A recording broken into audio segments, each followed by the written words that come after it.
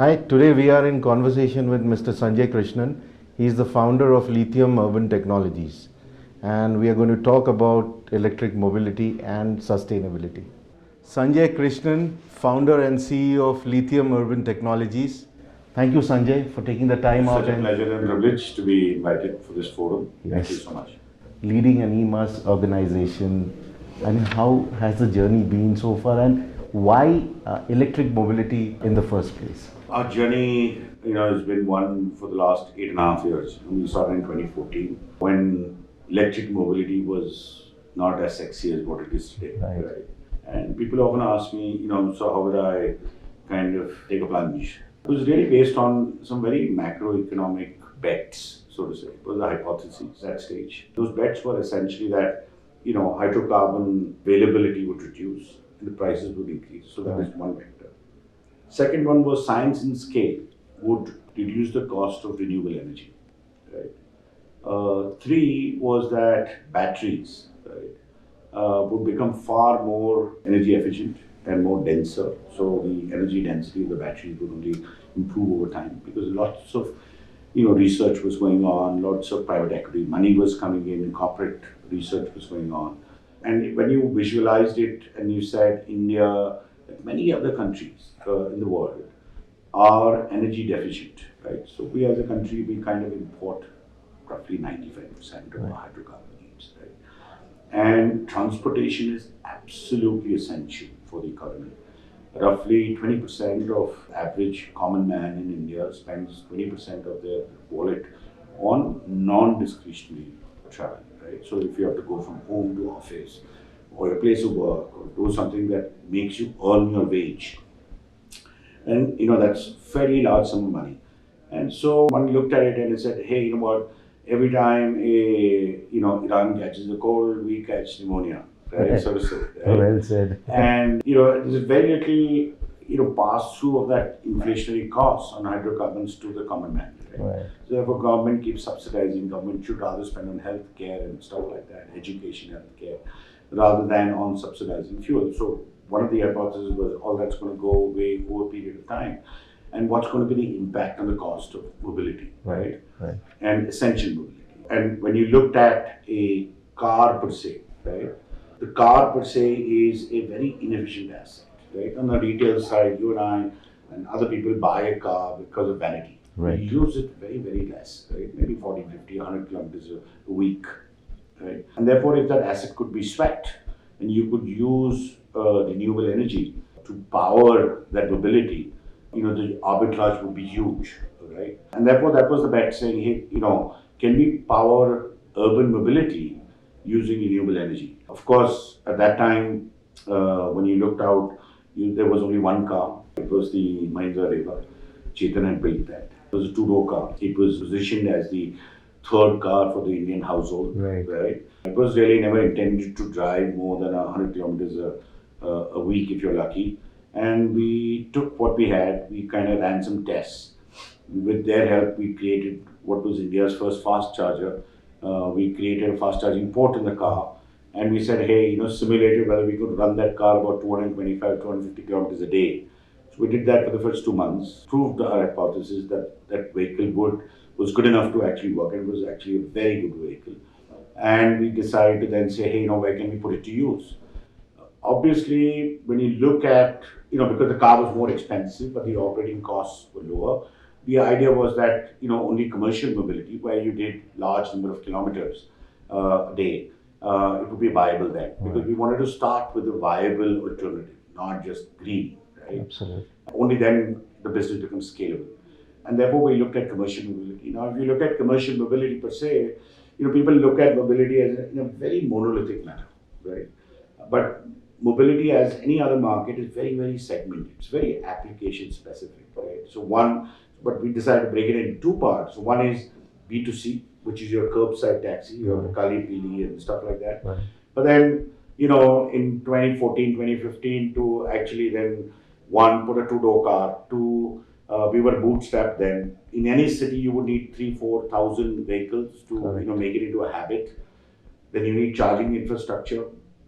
All of that was way beyond our reach at that point in time. So we decided to focus on something that was B2B, that is, corporate transport.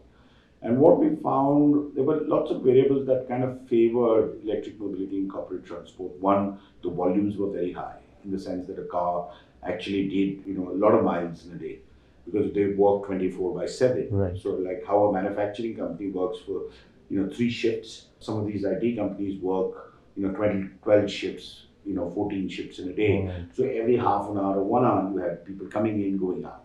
So there was an opportunity there.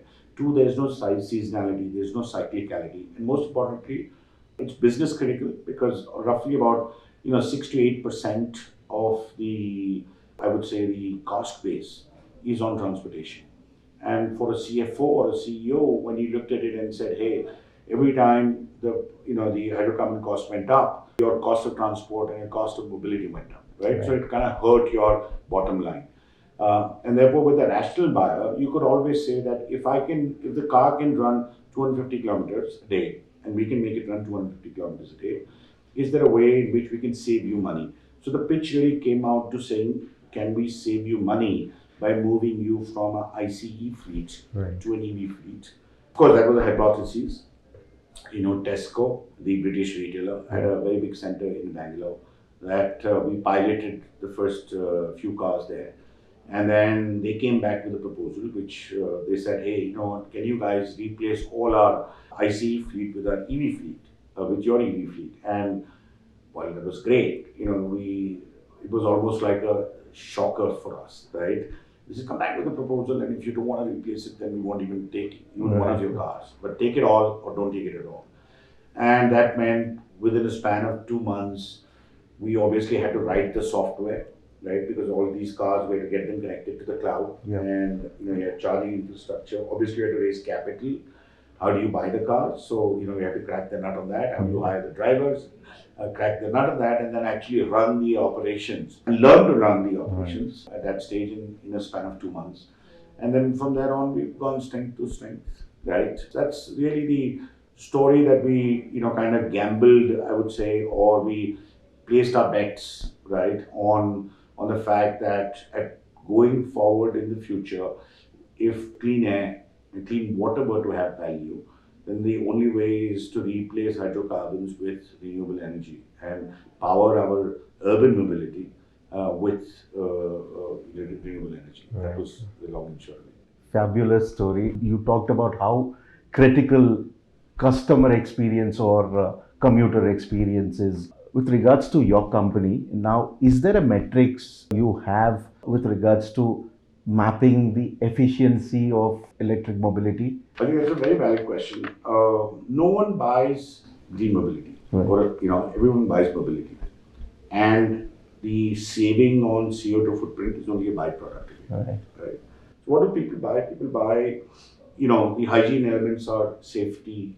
We are a very SLA-based business, right?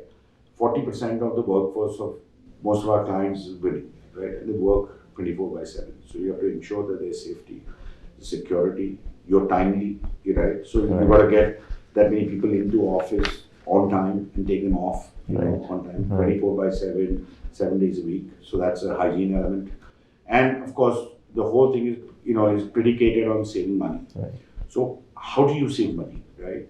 That means what you're selling is efficiency, asset efficiency. Saying if that electric car can do north of 200 kilometers a day, then you're actually saving money, right? You can always be cheaper than diesel, petrol, or CNG. And to do that and to ensure there's a smooth customer experience, you have to ensure that the customer knows, for example, why you're rotating your vehicles, charging them. You need software to control which car gets charged and which charger for how long, to drop you, pick him, and it's a very, very, very, it's an OR problem, operational research problem. So we crack that nut on that. And that we think we are probably one of the leaders in the world in both asset utilization and charger utilization. That's one. Two, from a customer perspective, as the passenger, what you need to know is like what you've seen in the Ola and Uber app, right? Your passenger knows who's going to come and take, and who's going to drop, how long it's going to take. And remember, in our case, it is, since the company is the counterparty, there are more than one passengers, right, that are involved. Right? Typically, the company would want to, ensure that in a sedan car, you would have the driver plus 4 passengers. So Right. what would be the policy? So therefore, you have to ensure that your routing is proper, that you're kind of maximizing the capacity utilization, the seating capacity utilization of the car for every trip, so that the cost comes down. From a, let's say, from a customer perspective, and there are several stakeholders at the customer. So let's say the operations guy, the transport guy, right? What is this? Is that, one is on time, two is, like I said, the routing efficiency, that maximum number of people coming to the scene. Three is, all those aspects that, hey, a woman at night, at 1 o'clock, 2 o'clock at night, Yeah. she being dropped exactly on the same place. So safety, security aspects.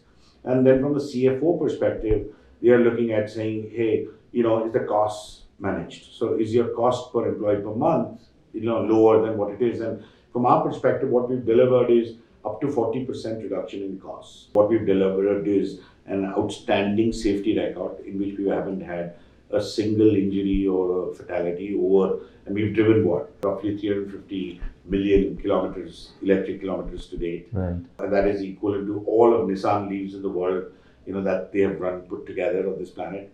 So it's, for that kind of mileage that we've done, and for the safety record that we've had, and the value that we've delivered to our customers, where we haven't lost a customer. And now being in 19 cities, one of the things is standardization of service, right? And this whole market is very, very disaggregated, right? At the lowest end, you have the Chalak Malak, Correct. the owner come driver who Yes. drives the car, then attaches and does one trip for you as a company, the same guy does it for another company.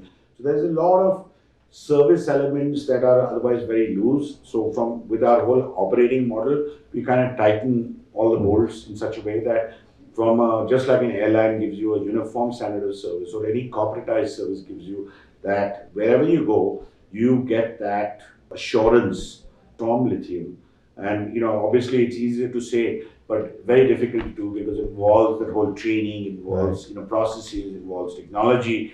That kind of ensures that people work in the same way using the same SOPs. So that's something that I think we pride ourselves in, and that's really I would say, the differentiator, because anyone can buy an electric car, right? They could do it 8 years ago, and they can definitely do it now. The point is, how do you deliver consistently on a day-to-day, trip-by-trip basis that safety, security, timeliness to the SLAs, and obviously the day-on-day cost saving to the customer. Right. So you just talked about safety, security, and timeliness, Sure. and the importance of software. Now, obviously, when we talk about technology, AI is something which we just can't miss out. So AI, ML, how does that get into your flow of work, and with regards to, again, customer experience? So I think a couple of things, right? Asset utilization, right? How can a car do maximum number of trips? Right. That's where we use a lot of software. The car is connected, the chargers are connected, the passenger is connected. So when you look at mobility, people only think of connected mobility when it's, hey, you know what, I know where the driver is, where the car is. The driver knows that you asked, Yes. that what's the next ride that's coming up. But that's essentially, that's already there. But how can we now have the car connected so that, for example, when a trip is allocated to a particular car, how do you know what's the charge of the car, right? And down to the driver's energy efficiency. Am I a good driver? My typical Sanjay, when he drives at 5 o'clock in the evening on the streets of Bangalore, will have a certain amount of energy efficiency. But Tanmoy, when he drives, Tanmoy is a little more energy efficient driver than Sanjay. He's able to cover another 5 kilometers more for the same juice in the tank, so to say, right? So I think everything from gauging how the driver is, how the car is, how the asset is, because obviously you want to elongate the life of the vehicle and ensure safety on that end. Obviously, from a customer or from a client perspective, essentially, the client wants to know the whole 9 yards on all the metrics. Right. Our operating guys, for example, there's a whole bunch of numbers that come out. But is it as simple as, can I use, let's say, ChatGPT, and rather than having all these thousands of dashboards, is there a simple Google-like string that you can give and say, ask any question, right? And let's say, can you tell me where this car is? And boom, comes the answer. Can you tell me the maintenance history of this car? Boom, comes the answer. Can you tell me who's going to pick me up in the next trip? Boom, comes the answer, right? So I think both from an internal driving efficiency, driving safety. We use technology very, very heavily, and even from a customer satisfaction perspective, right? Whether it's the corporate that we deal with or the passenger and various stakeholders, there's a tremendous amount of visibility. And I think that that's the key thing from day one, that transparency and visibility sets it apart. Yes, do we make mistakes? Absolutely. We're no different, right? We're not like, we haven't made a single mistake or mistakes don't happen. But what transparency says is that, hey, this is the cause of that, why this error happened, and what are we going to do to kind of improve, Right. so that every day is better than yesterday, Right. right? And that journey of continuous improvement is kind of enabled by all of these technologies. It's very important. You talked about transparency. When we talk about green initiatives and sustainability, obviously there are policies. How do you collaborate with policymakers to ensure that this sustainability strategy is in place? So, we've had a long history. One principle is that don't ask just for yourself, ask for this world, right? For the benefit of this world, right? And in that, over the last 7-8 years, like vociferous, we are not a big business, etc. I think government has been very kind, has asked us for our opinion as pioneers.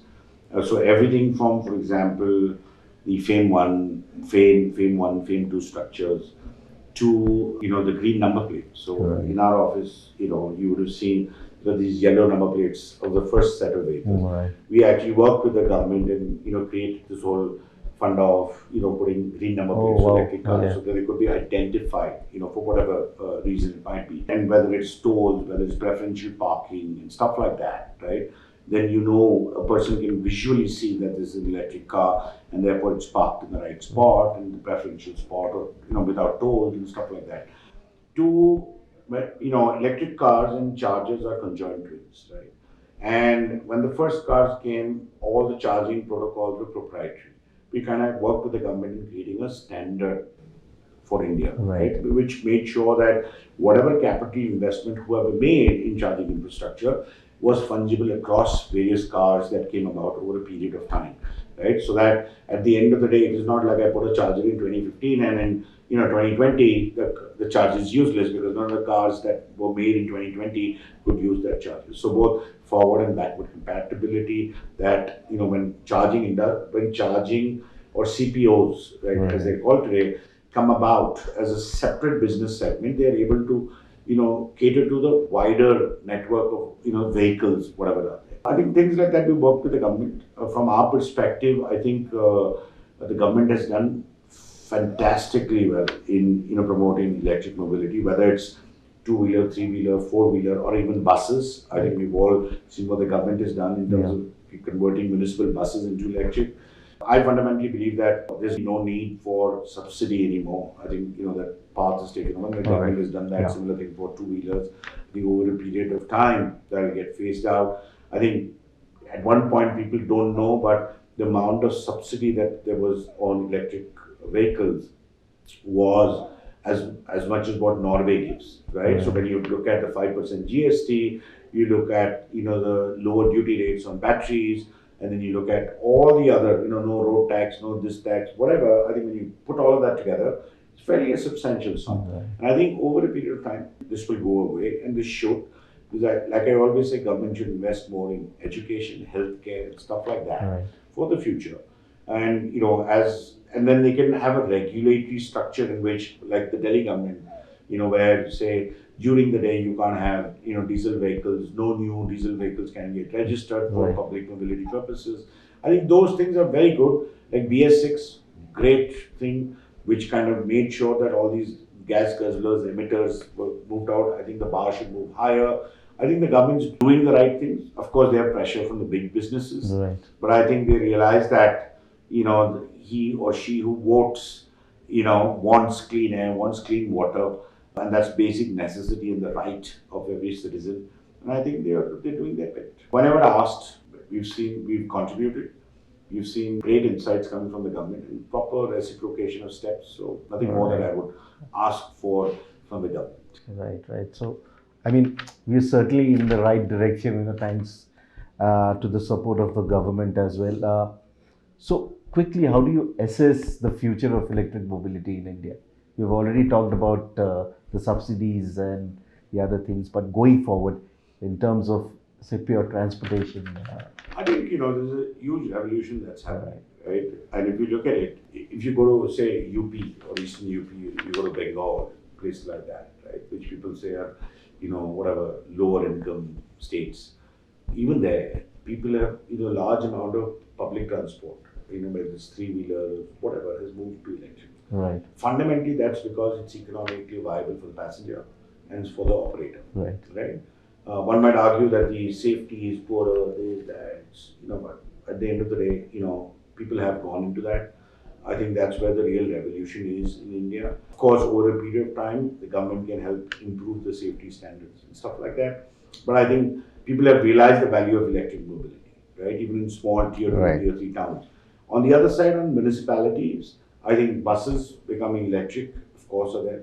If you look at, case in point, Delhi, 12% in the last 12 months, almost 12 to 13% of all vehicles registered in Delhi. And Delhi is the largest automotive market, equivalent to Bombay plus, Hyderabad plus whatever, put, next 4 cities put together. 12% of all vehicles registered were electric, right? So I think there is the trajectory. If you look at the electric vehicles on the retail side, whether it's the Tata's Nexon, whether you see the new models coming on MG and the Mahindras, and everyone's got, depending on your price point, now there are, 30, 40 variants that are available. And when I compare it to our beginning of our journey, where there was only one vehicle with a 85 kilometer range or a 90 kilometer range, and now you have vehicles that are 500 kilometers.